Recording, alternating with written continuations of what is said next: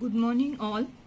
Now after the supralateral and medial surface, we will today see the inferior surface of cerebral hemisphere. The inferior surface of cerebral hemisphere, it is divided into two parts by means of stem of lateral sulcus. The two parts are orbital part which lies in front and the tentorial part which lies behind.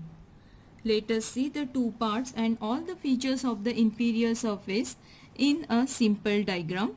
So we will go to the diagrammatic representation of the inferior surface.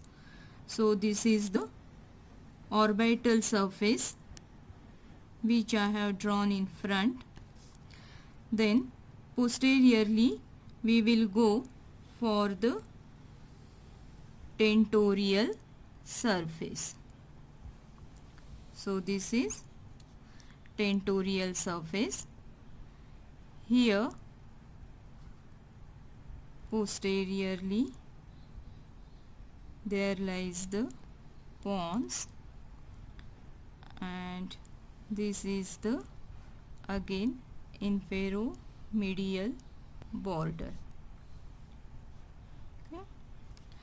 So we have drawn the basic structure of the inferior surface.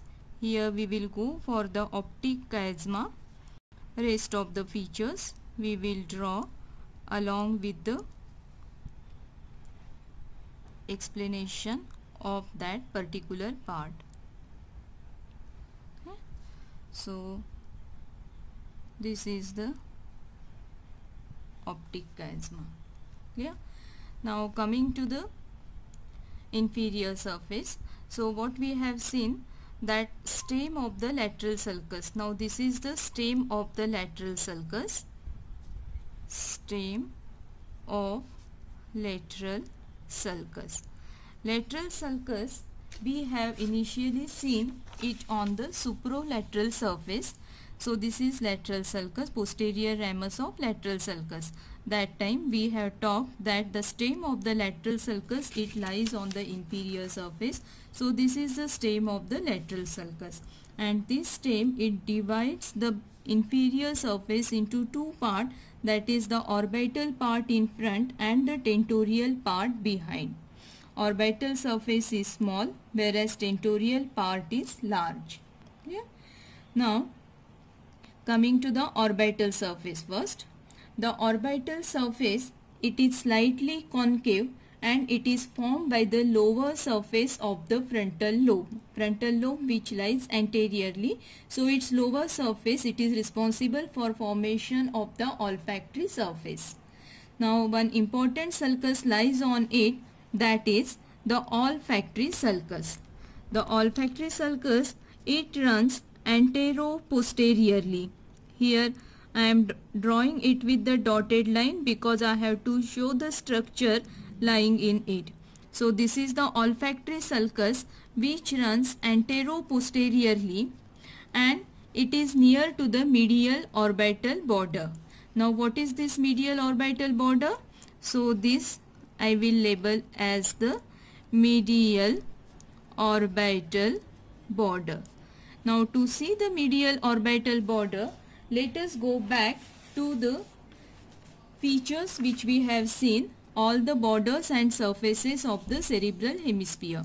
Here we have seen that there are three borders: supromedial border, inferolateral border and inferomedial border.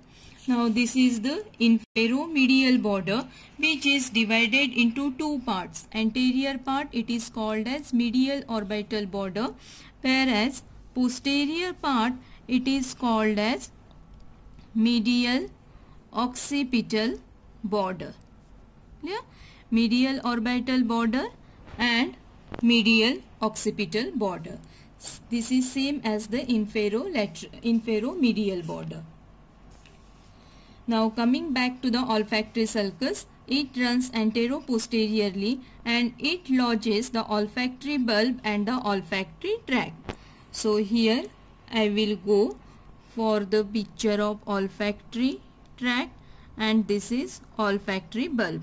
Same over here. So this is olfactory tract and this is olfactory bulb. Now the olfactory tract, it goes posteriorly and it diverges into medial and lateral olfactory stria. So it get diverged into two stria, that is the medial and lateral olfactory stria. Clear?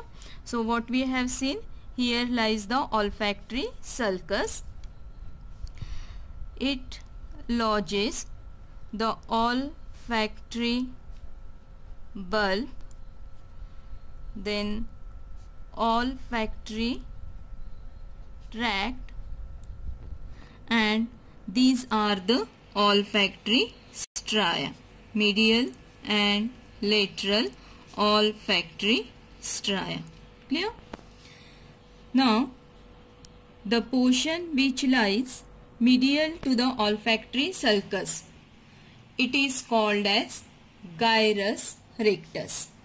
So this portion which lies medial to the olfactory sulcus, it is called as gyrus rectus. Whereas the rest of the portion which lies lateral to the olfactory sulcus, it presents another H-shaped sulcus. So here I will go for the H-shaped sulcus on both the side. This H-shaped sulcus divides the rest of the area into four gyra, that is anterior, posterior, medial and lateral orbital gyra.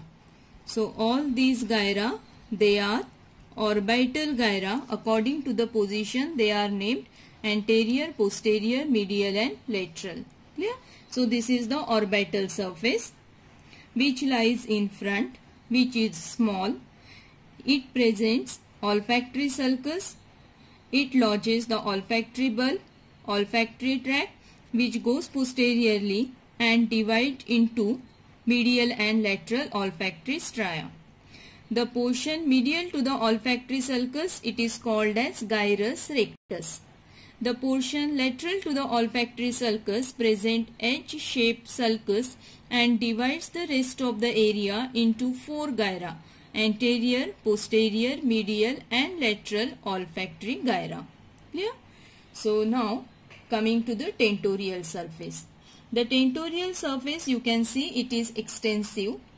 It is convexo-concave from before backward, and it is formed by the inferior surface of the temporal and occipital lobes.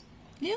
Now this surface presents two antero-posterior sulci. Two antero-posterior sulci, that is, one is the collateral sulcus and one is the occipito-temporal sulcus. Collateral sulcus and occipito-temporal sulcus.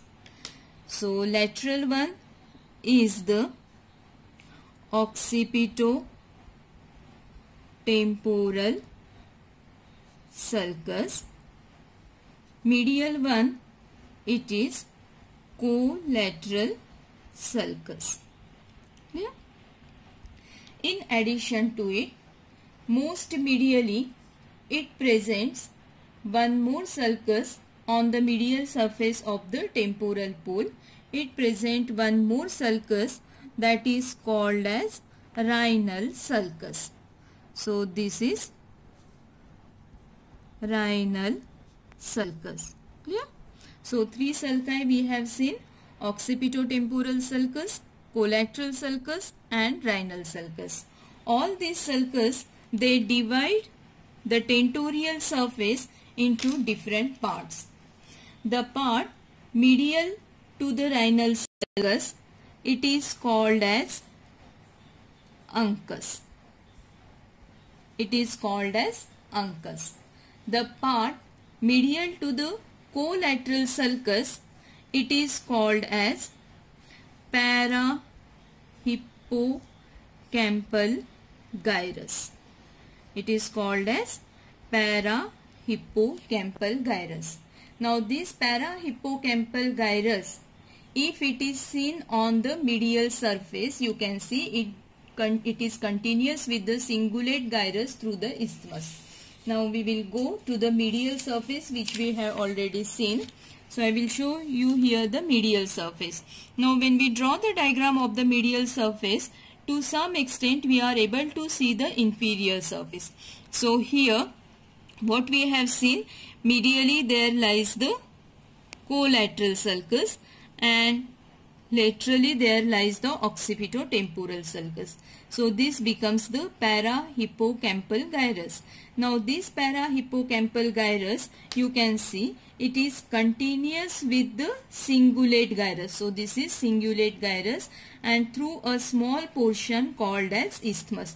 So this is isthmus which connects the parahippocampal gyrus to the cingulate gyrus. So this is parahippocampal gyrus. The rest of the area which lies lateral to the collateral sulcus, it is divided by means of occipitotemporal sulcus into two gyra. That is medial occipitotemporal gyrus and the lateral occipitotemporal gyrus. So this is medial occipitotemporal gyrus and this is lateral occipitotemporal gyrus. Yeah.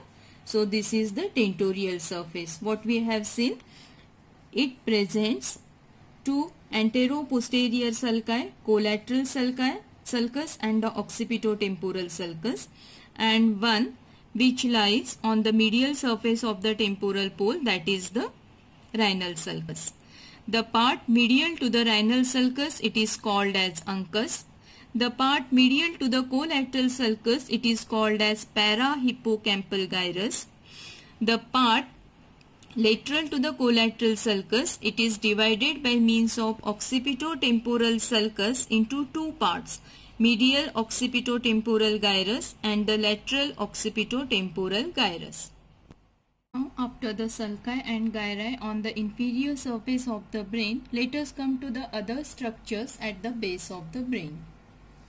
Now when the entire brain is studied from below, following structures are seen, and if we go craniocaudally, so now these are the structures and we will go all the structures one by one. So first cranial most is the olfactory bulb and olfactory tract, a pair of olfactory bulb and olfactory tract which extend backward and it lies in the olfactory sulcus. As we have already seen, the tract goes posteriorly, reaches the anterior perforated substance. So here lies the anterior perforated substance and here it get diverge into two, that is the medial olfactory stria and the lateral olfactory stria. Clear? So this is the olfactory bulb and olfactory tract lying in the olfactory sulcus. Then the second structure which we are able to see is the flattened and quadrilateral bundle of optic chiasma which lies in the middle. Now the optic nerve, this is optic chiasma. You can see that from the anterolateral angle, what join at the anterolateral angle is the optic nerve. So this is optic nerve joining the anterolateral angle of the optic chiasma. This is optic chiasma. Clear? And from the posterolateral angle of the optic chiasma, the optic tract passes backward and it passes superficial to the upper part of basis pedunculi. So here there lies the basis pedunculi. Clear? So optic tract, it passes backward and laterally and passes superficial to the basis pedunculi. So this is optic tract and this is basis pedunculi. Clear? So what we have seen, the optic chiasma, which is a flattened and quadrilateral structure. Optic nerve join at its anterolateral angle, and from its posterolateral angle optic tract passes backward and laterally. Clear? So this is optic chiasma. Now lateral to the optic chiasma lies the anterior perforated substance. So here this is anterior perforated substance. This anterior perforated substance. This anterior perforated substance, it is bounded in front by the olfactory trigone, which is formed by the divergence of medial and lateral olfactory stria. Medially it is bounded by the optic chiasma.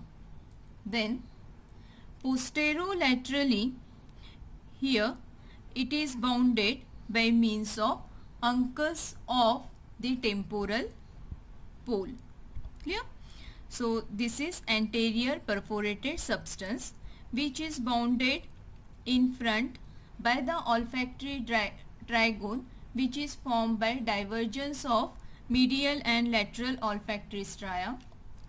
Medially it is bounded by the optic chiasma, and posterolaterally it is bounded by the uncus. So this is uncus, which we have seen, the portion medial to the rhinal sulcus. Clear?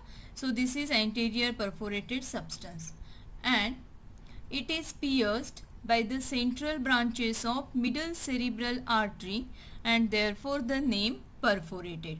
Lies anteriorly, therefore anterior, pierced by the branches of middle cerebral artery, therefore it is called as perforated. Clear? Now if we go little posteriorly, we find here a diamond shaped depression, which is called as interpeduncular fossa. Clear? So this is interpeduncular fossa. So interpeduncular fossa, it is nothing but a diamond shaped depression, and it is bounded anteriorly by the optic chiasma, anterolaterally by a pair of optic tract, posterolaterally by pair of basis pedunculi, and more posteriorly by upper border of the pons. Clear? So this is upper border of the pons. So this is interpeduncular fossa, which is bounded anteriorly by optic chiasma, anterolaterally by optic tract, posterolaterally by basis pedunculi, and posteriorly by the upper border of pons. Clear? Now coming to the structures present in the floor of the interpeduncular fossa. The floor of the fossa presents, there lies the anteriorly tuber cinerarium with the infundibulum, which holds the hypophysis cerebri.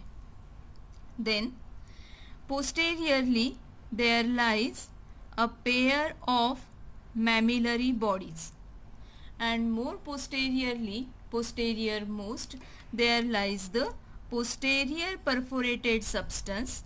This posterior perforated substance, it is pierced by the branches of posterior cerebral artery. Clear?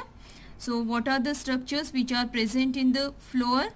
First there lies the tuber cinerarium. So this is tuber cinerarium.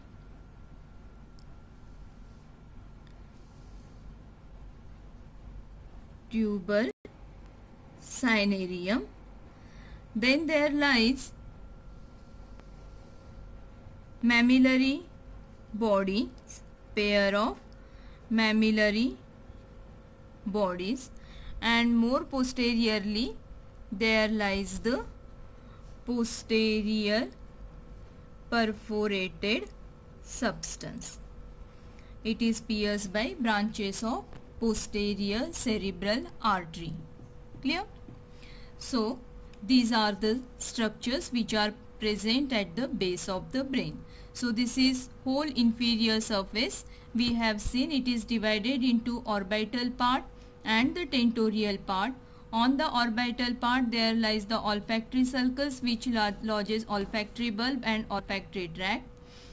Here lies the gyrus recti medial to the olfactory sulcus. Lateral part divided into anterior, posterior, medial and lateral orbital gyra by H-shaped sulcus.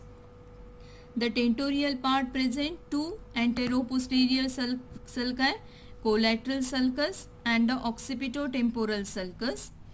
Then more medially there lies the rhinal sulcus. The part medial to the rhinal sulcus is called as uncus. The part medial to the collateral sulcus is called as parahippocampal gyrus. The part lateral to the collateral sulcus divided by occipito-temporal sulcus into medial and lateral occipito-temporal gyri. Yeah.